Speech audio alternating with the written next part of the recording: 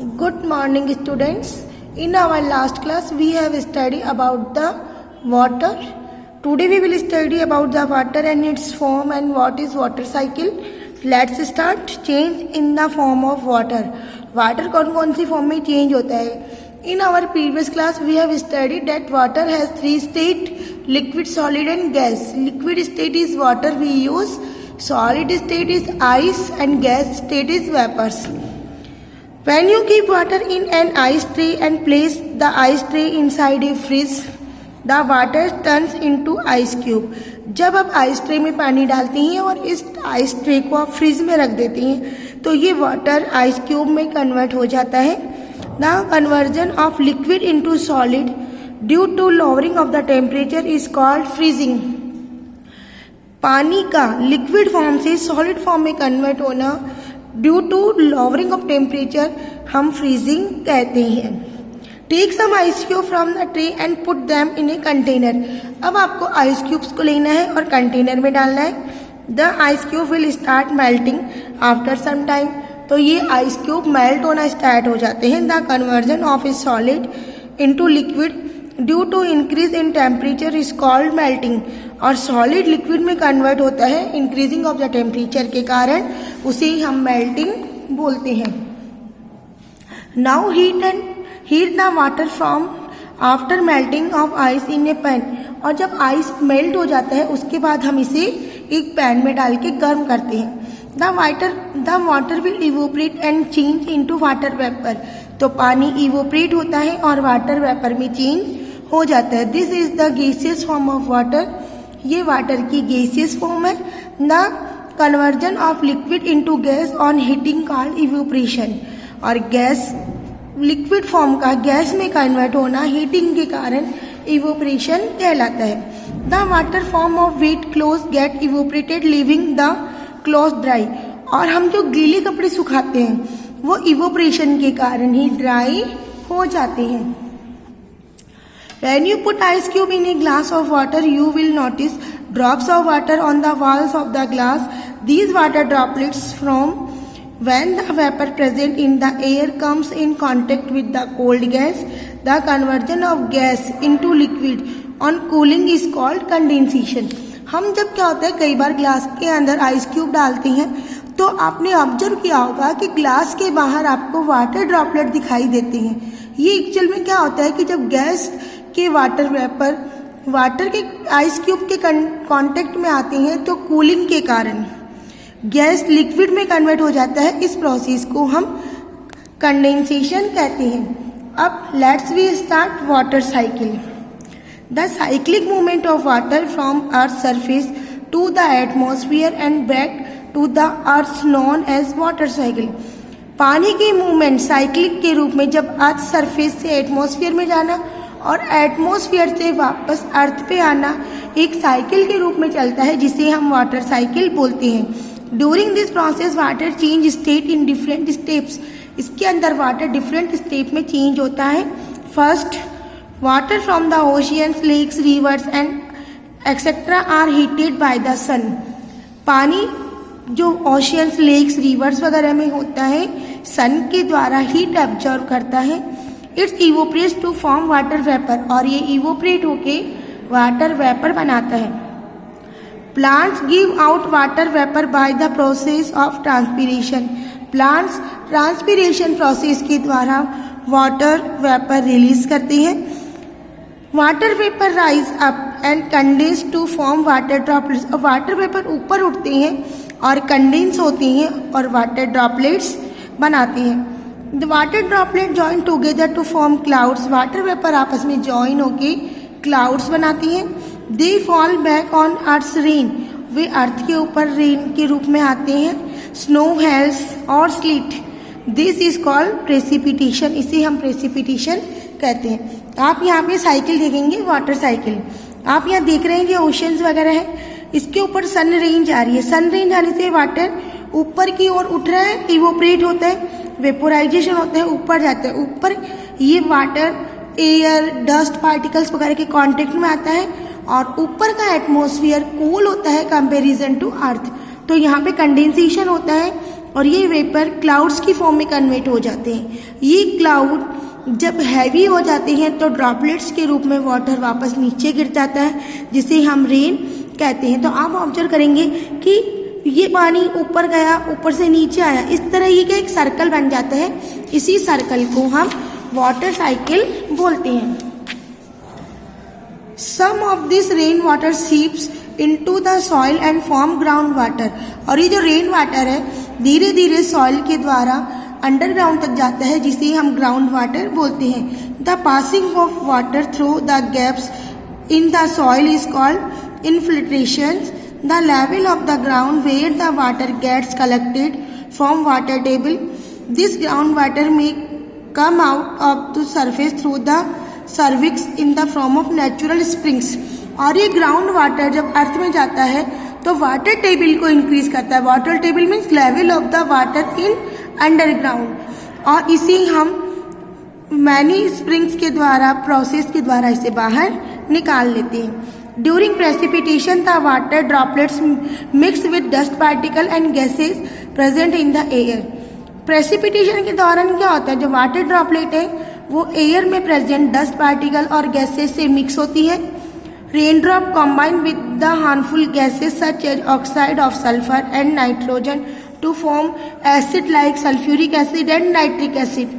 और ये क्या करते हैं कि रेन ड्रॉप जो एटमॉस्फेयर में प्रेजेंट हानिकारक गैसेज है, जैसे कि ऑक्साइड्स है, सल्फर के, नाइट्रोजन्स के या सल्फ्यूरिक एसिड वगैरह, इनसे मिक्सअप हो जाता है।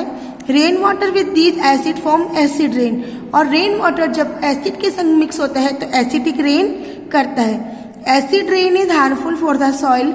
एसिड रेन सॉइल्स के लिए हार्मफुल होती है। प्लांट एंड मॉन्यूमेंटल स्ट्रक्चर, और पौधे और जो हमारे हिस्टोरिकल मॉन्यूमेंट्स होते हैं उनके लिए भी ये नुकसानदायक होती है। अब हम बात करते हैं ड्रॉट। ड्रॉट क्या होता है? In India some regions receive excess rainfall and some regions do not get sufficient rainfall. Bharat के कुछ क्षेत्र ऐसे हैं जहाँ पे बहुत अत्यधिक बारिश होती है, जबकि कुछ क्षेत्रों में बारिश बिल्कुल नहीं के बराबर होती है। लॉन्ग पीरियड्स ऑफ लिटिल और no rainfall leads to drought. लंबे समय तक बिल्कुल भी बारिश नहीं होना ड्रॉट का कारण है। ड्रॉट मीन सूखा या अकाल। Many regions of Rajasthan, Gujarat, Andhra Pradesh and Madhya Pradesh are prone to drought every year. और राजस्थान, गुजरात, आंध्र प्रदेश और मध्य प्रदेश के कुछ भाग हर साल ड्रॉट का सामना करते हैं। Effect of drought. ड्रॉट के क्या प्रभाव है? Many farmers in India depend on the rains for their agriculture. Their crops fail when rain does not occur. Animals like cattle face water shortage. The water table goes down and the land dries up, making it unsuitable to grow crops. Failed crop lead to shortage of food. Many regions powered by hydroelectricity is affected due to the lack of water. Drought के कारण क्या होता है कि agriculture का नुकसान होता है। फसलों को पर्याप्त पानी नहीं मिलता है और फसलें नष्ट हो जाती हैं, और एनिमल्स को भी ड्रॉट का सामना करना पड़ता है। उसके लिए फॉडर वगैरह प्रॉपरली अवेलेबल नहीं हो पाता है, और उस रीजन में क्या होता है, अर्थ ड्राई हो जाती है, क्रेक होने लग जाती है, और लोगों को खाने के लिए कुछ नहीं मिलता है। Floods. During monsoon, some regions receive heavy rainfall. Parts of Kerala, Tamil Nadu, Andhra Pradesh, Odisha, West Bengal are such regions. High rainfall leads to flooding of river. This excess water flows into the nearby farms, fields and towns, a condition where the ground gets submerged in water because of heavy rain, and overflow of rivers is called flood. Monsoon के दौरान यानी बारिश के दिनों में क्या होता है, कई जगह पे बहुत बारिश होती है, जिस वजह से आसपास के इलाके जैसे कि केरला है, तमिलनाडु, आंध्र प्रदेश वगैरह में एक्सेस पानी भर जाता है, और उस कंडीशन को हम फ्लड कहते हैं। Effect of flood. During flood water में enter homes, damaging houses and buildings.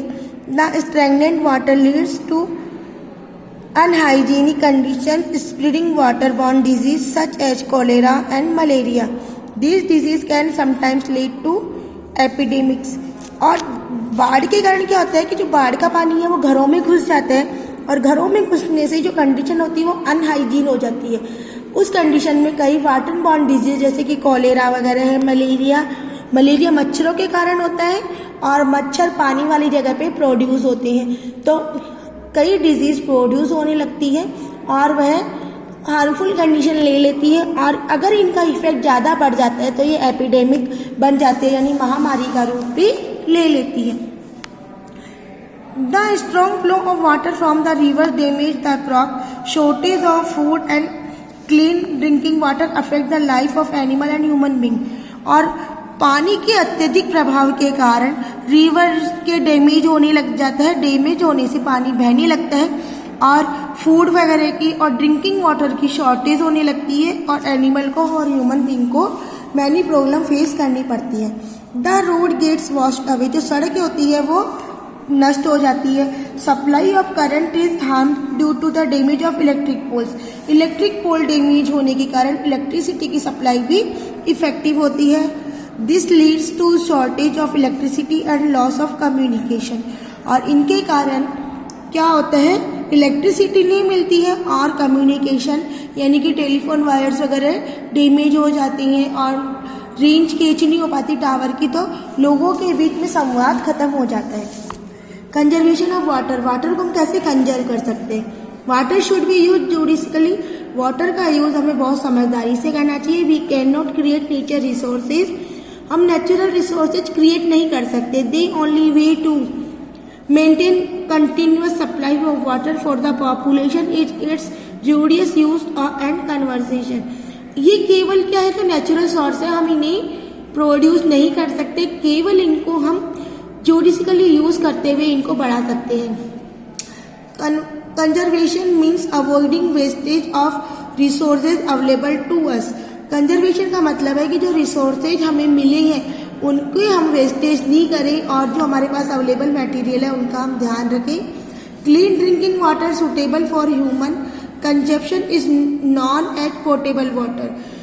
Clean drinking water का जो लेवल ह्यूमंस के लिए अवेलेबल है उसे हम पोर्टेबल वाटर कहते हैं। पोर्टेबल वाटर मीन्स ऐसा वाटर जो ह्यूमन बींग्स के लिए यूज के लिए ड्रिंकिंग पर्पज से यूज किया जाएगा, उसे हम पोर्टेबल वाटर कहते हैं।